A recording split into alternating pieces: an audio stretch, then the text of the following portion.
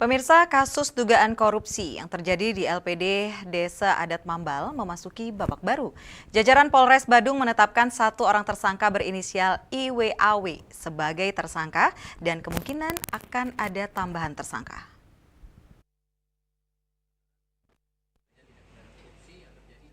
Kapolres Badung AKBP Joseph Edward Purba mengatakan penetapan dilakukan 25 Juni 2026 berdasarkan hasil penyelidikan dan audit yang dilakukan Publik Doni dan rekan dengan kerugian mencapai 33 miliar rupiah untuk sementara tersangka IWAW yang merupakan mantan kepala LPD Mambal belum dilakukan penahanan.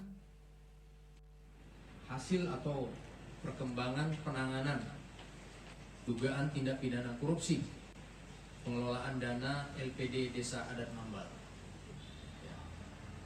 Sesuai dengan laporan polisi yang telah kami terima dari sejak 29 November tahun 2022, di mana kejadian ini terjadi sekira tahun 2019 sampai dengan 2021. Dengan modus operandi memberikan pinjaman kepada nasabah peminjam di samping menggunakan namanya sendiri. Juga menggunakan nama-nama keluarganya dan nama-nama orang lain sebagai peminjam.